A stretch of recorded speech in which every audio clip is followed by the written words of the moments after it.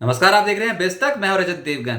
आज था फरवरी सीरीज का आखिरी ट्रेडिंग सेशन और बाजार एक सीमित दायरे में ही सिमट के रह गया। दरअसल अंतर्राष्ट्रीय संकेत अमेरिकन मार्केट से मिले जुले थे। एशियाई बाजारों की मिक्स्ड ओपनिंग देखने को मिली थी और गिफ्ट निफ्टी बता रहा था कि सपाट ही रहेंगे। आज वैसे भी ऑप्शन राइटर्स के डोमिनेट करने का दिन होता है और बिल्कुल वही हुआ। ओपन हुए 22,568 के लेवल पे 22,613 का हाई लगाया, लेकिन टिक नहीं पाए ऊपर। 22,508 का लो लगाया, क्लोजिंग आई 22,545 के लेवल पे। डिक्लाइंस ज्यादा थे, चढ़ने वाले कम थे, लेकिन ओवरऑल निफ्टी 2 अंक गवाकर बंद हो गया है। निफ्टी बैंक 135 अंकों की बढ़त के साथ 48,743 के लेवल पे हुआ है बंद और सेंसेक्स 10 अंकों की बढ़त के साथ 74,612 के लेवल पे हुआ है बंद। 19 शेयर्स निफ्टी के चढ़े, 31 गिरे। ब्रॉडर मार्केट्स में 570 शेयर्स चढ़े, 2,292 शेयर्स गिरे। लेकिन दो खबरें जो आज बाजार पे बहुत डोमिनेट कर रही थी और उनका असर जबरदस्त देखने को मिला, अलग अलग सेक्टर से थी, लेकिन इम्पैक्ट बहुत जोरदार था। पहला एनबीएफसी सेक्टर के लिए एनबीएफसीज और माइक्रो फाइनेंस इंस्टीट्यूशंस को आरबीआई से राहत मिली। आरबीआई ने एनबीएफसीज और एमएफआईज को लोन देने के लिए बैंकों का रिस्क वेट जो है उसको घटा दिया। 125% से घटाकर 100% कर दिया बैंकों का रिस्क वेट। और इससे होगा ये कि बैंक्स जो है वो एनबीएफसीज और माइक्रो फाइनेंस इंस्टीट्यूशंस को ज्यादा कर्ज दे पाएंगे। ये कदम 1 अप्रैल 2025 से लागू हो जाएगा। खबर बहुत बड़ी थी। एनबीएफसी शेयर्स बाजार खुलते ही दौड़ गए, जोरदार तरीके से आज दौड़े। उसके बाद एक और खबर थी जिसने हड़कंप पैदा कर दिया। अल्ट्राटेक सीमेंट, जी हां, सीमेंट कंपनी, उसने ऐलान किया कि वो केबल और वायर सेगमेंट में उतर रही है। ये बहुत बड़ी खबर थी।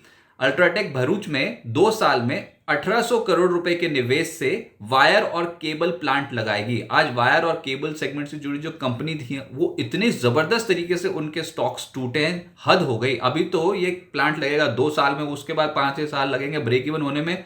ये बात तब की है, लेकिन ये जो स्टॉक्स टूटे हैं आज वायर और केबल सेगमेंट से, लुटिया डूब गई, इतनी जबरदस्त तरीके से टूटे हैं आज। आगे बताएंगे आपको वीडियो में किस अनुपात में टूटे हैं। लेकिन ये जो खबरें थी, एनबीएफसी पॉकेट एक और दूसरा केबल वायर सेगमेंट वाली कंपनियां, इन सब में आज के सत्र में हलचल देखने को मिली है। तो निफ्टी के जो गेनर आए उसमें श्रीराम फाइनेंस 5% ऊपर, बजाज फिनसर्व और बजाज फाइनेंस 2% से 2.5% चढ़ गए। हिंडाल्को और सन फार्मा जैसे स्टॉक्स में आज 0.25% की तेजी आई। लेकिन लूजर्स में अल्ट्राटेक सीमेंट आज 4.5% से ज्यादा टूटा है। इसके अलावा ट्रेंड 3.5% नीचे। बजाज ऑटो, टाटा मोटर्स जैसे स्टॉक 2% से 2.5% टूट गया। एमएनएम भी 2% टूट गया। अब एफएनओ गेनर्स में देखोगे तो एनबीएफसीज आपको ज्यादा नजर आएंगे, जिसमें Shriram finance, Chola finance, L and T finance, AB capital 3.25% से 5% चढ़ गए। और बैंक्स में भी आज एयू बैंक एक ऐसा शेयर था जो 6% ऊपर रहा। लेकिन लूजर्स में देखोगे तो वायर वाली कंपनी केईआई, कितनी गिरावट, 21%। जी हाँ, एक ही सिंगल ट्रेडिंग सेशन में अल्ट्राटेक की जो एंट्री हो रही है वायर और केबल सेगमेंट में, उसके चलते केईआई 21% टूट गया। बताओ। पॉलीकैब 19% नीचे चला गया। हेवल 7% नीचे चला गया। इसके अलावा वायदा कारोबार में और जो पिटे उसमें था जीएनएफसी और पीवीआर आइनॉक्स 7% से 10% की गिरावट। यहां पर मिड कैप गेनर्स में एनबीएफसी तो आपको दिखाई देंगे ही, जैसे कि क्रेडिट एक्सेस 12% ऊपर। फिर एक स्टॉक है मिड कैप्स में जहां पर जस्ट डायल, ये स्टॉक लगभग आज 8.5% रहा है। एयू बैंक 6% ऊपर, चोला फाइनेंस 5% ऊपर, भारतीय हेक्सा 0.5% ऊपर। फैक्ट का स्टॉक फर्टिलाइजर कंपनी लगभग 0.5% चढ़ी है। लेकिन मिड कैप लूजर्स में आज वायर केबल वाली जो कंपनी है, ये तो आपको हर जगह ही दिखाई देंगी। इतनी बुरी पिटाई हुई है ना, किसी को एक्सपेक्टेशन नहीं थी कि ऐसे जाएंगे, लेकिन बहाना चाहिए मार्केट को स्टॉक्स को गिराने का। और ये बहाना बस इतना सही था कि अल्ट्राटेक की एंट्री हो रही है और ये स्टॉक्स बहुत बुरी तरह क्रैश हुए हैं। केईआई 21% नीचे। आरा काबेल, ये जो स्टॉक है ये लगभग 20% टूट गया। पॉलीकैब 19% नीचे। फिर जो और टूटे उसमें GNFC, Vijay diagnostic, Inox wind, Apar industry 7% से 10% नीचे। हेवल 7% नीचे। KEC, JBM auto, Finolex cables, BSC जैसे जो स्टॉक्स हैं यहाँ पर 6% से 7% के आसपास की गिरावट देखने को मिली। फाइनेंशियल्स छा गए थे मार्केट में आज जैसे ही बाजार खुला था। तो उसमें श्रीराम फाइनेंस 5% ऊपर, चोला फाइनेंस 5% ऊपर, Bajaj Finserv, Bajaj finance, SBI card 2% से 2.5% चढ़ गए। ये इंडेक्स वाले स्टॉक हैं, फाइनेंशियल इंडेक्स में जो स्टॉक्स होते हैं। लेकिन उसके बाद जो इंडेक्स के बाहर के जो स्टॉक्स हैं उसमें भी तेजी आई, जैसे क्रेडिट एक्सेस ग्रामीण लगभग 12% चढ़ा है। एयू बैंक 6% ऊपर, चोला फाइनेंस, होम फर्स्ट 4% से 5% चढ़ गए। एलएनटी फाइनेंस और उज्जीवन स्मॉल फाइनेंस बैंक में भी तेजी देखने को मिली। वायर केबल वाली कंपनियां पिटी। केईआई 21% नीचे, आर काबेल लगभग 20% नीचे, पॉलीकैब 19% नीचे, हेवल 7% नीचे, फिनलेक्स केबल्स 6% नीचे। मीडिया स्टॉक्स में भी आज दबाव देखने को मिला। पीवीआर आइनॉक्स क्रैश हो गया 7%, टिप्स म्यूजिक 4% नीचे, नेटवर्क 18, सन टीवी 3.5% टूट गए, सारेगामा और जील जैसे स्टॉक्स में भी गिरावट देखने को मिली। रियल एस्टेट स्टॉक्स का भी दिन खराब था। प्रेस्टीज 5% नीचे, फिनिक्स लिमिटेड 3% नीचे, रेमंड, महिंद्रा लाइफ स्पेस और गोदरेज प्रॉपर्टीज 2.5% से 3% धड़ाम। ऑटोज में Apollo tyres, Bajaj auto, Motherson, Tata Motors, M&M जैसे स्टॉक्स 2% से 2.25% नीचे चले गए। तो ज्यादातर स्टॉक्स तो आज नीचे ही गए हैं। अब आगे क्या होगा देखिए बाजार में। अब फरवरी सीरीज का तो अंत हुआ, इस महीने 4% निफ्टी नीचे है, लेकिन मार्च में, अब मार्च सीरीज शुरू हो रही है। अब देखा यह गया है कि पिछले 10 साल का डेटा उठा के देखो, एक्स मार्च 2020 को हटा दो, वहां पर 23% निफ्टी नीचे था। कोविड काल था तो वहां तो कोई उम्मीद थी भी नहीं, 23% बाजार नीचे चला गया था मार्च में। लेकिन अगर उस समय को निकालोगे और पिछले 10 साल का ट्रैक रिकॉर्ड देखोगे तो 7 बार निफ्टी पॉजिटिव है और औसत रिटर्न आते हैं 2.3% के आसपास के।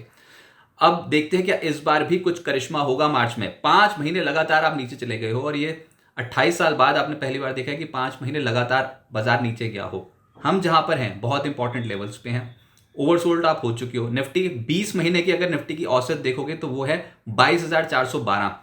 निफ्टी की 100 हफ्ते की औसत देखोगे तो वो है 22,050 और 21,850 21,800 के आसपास आके भी बहुत इंपॉर्टेंट लेवल्स बैठते हैं। तो जहां पर अब आप हो, एक तो आप ओवरसोल्ड हो, लॉन्ग टर्म एवरेजेस के नीचे हो, इंपॉर्टेंट सपोर्ट जोन्स को धीरे धीरे करके अप्रोच कर रहे हो, तो बताओ इससे बेहतर मौका क्या मिलेगा। लेकिन अभी कोई भी यू टर्न का यानी कि कोई भी तेजी का संकेत मिला ही नहीं ना मार्केट में। जब मिलेगा तब तक तो लेट हो जाएंगे।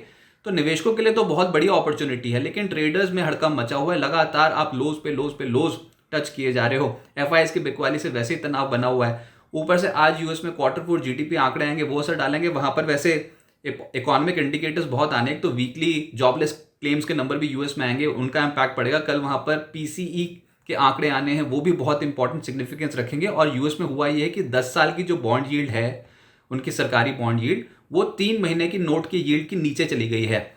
और ये कहीं ना कहीं बाजार में तनाव पैदा करता है, क्योंकि इसको बोलते हैं इन्वर्टेड यील्ड कर्व। और जब ये होता है तो वो एक मंदी की आहट देखने को मिलती है। 100% इसकी कोई पुष्टि नहीं कर सकता, लेकिन हाँ ऐसा होता है कि 12 से 18 महीने में मंदी की आहट होती है और हो सकता है कि मंदी देखने को मिले, लेकिन इसकी कोई भी पुष्टि नहीं कर सकता। ऐसा नहीं होता है, पिछले 2.5 साल में भी नहीं हुआ था। ऐसा पहले हो चुका है 2.5 साल पहले, जब ऐसा ही सिनेरियो बना था, लेकिन मंदी नहीं आई है। तो इस बार भी क्या पता ना आए।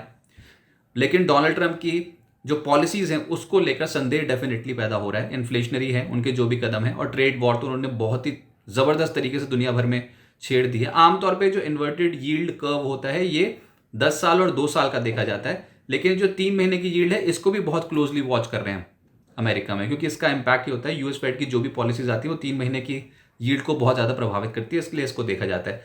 लेकिन ऐसा नहीं है कि मंदी एकदम से आ जाएगी, इसका अभी आप दूर दूर तक कोई आप इसका इंडिकेशन ना देखें। ये सिर्फ एक ऐसा इंडिकेटर है जिसको यूएस फेड बहुत क्लोजली वॉच करता है, इसके लिए आपको बताना जरूरी है। और इसके लिए हमने अलग से एक वीडियो पे पब्लिश कर दिया, उसको प्लीज जरूर देख लीजिएगा। लेकिन कल भारत में Q3 के जीडीपी आंकड़े आएंगे। अच्छा, ये जीडीपी भारत में जो कि इसमें बढ़ने की उम्मीद है, क्वार्टर वाली जो जीडीपी आएगी Q3 वाली, वो इसलिए क्योंकि सरकारी खर्च बढ़ने का अनुमान था। पिछले साल इलेक्शन ईयर था तो तब तो कुछ नहीं कर पाई सरकार, लेकिन उसके बाद अब धीरे धीरे करके जीडीपी ग्रोथ पे फोकस ज्यादा है। तो हो सकता है इस बार जो आंकड़ा है उसमें 5.4% से बढ़कर 6.3% जीडीपी ग्रोथ आए Q3 की। तो इसको बहुत क्लोजली हम मॉनिटर कर रहे हैं। ट्रेंड तो अभी बाजार का नेगेटिव है, उसको तो दोबारा पॉजिटिव होने में बहुत समय लग सकता है, लेकिन फिर ये निवेशकों के लिए बहुत अच्छी अपॉर्चुनिटी है। और जैसे मैं बताया कि इंपॉर्टेंट एवरेजेस के नीचे आप चल रहे हो, लेकिन कुछ सपोर्ट जोन्स के पास आते चले जा रहे हो, ओवरसोल्ड होते चले जा रहे हो। और फिर एक बार जब ईयर एंडिंग हो जाएगी, फाइनेंशियल ईयर एंडिंग, तो उसके बाद फिर रिजल्ट सीजन फोकस में आने वाला है। तो ठीक है, 5 महीने नीचे गए, हो सकता है कुछ और तनाव देखने को मिले मार्केट में, लेकिन ये अपॉर्चुनिटी है और इसको अपॉर्चुनिटी की तरह देखें। निवेशक हैं तो फिर लंबी अवधि में आप सिस्टमैटिकली इन्वेस्टमेंट कर सकते हैं। बाजार की हालत इस समय बहुत टाइट है, कितना दुख देखने को मिलेगा वो तो अभी नहीं कह सकते, लेकिन हाँ ओवरसोल्ड हो गए हो आप बहुत ज्यादा मार्केट में, और धीरे धीरे एक्यूमुलेशन करने का बेहतरीन समय इंडियन मार्केट्स पे देखने को मिलेगा।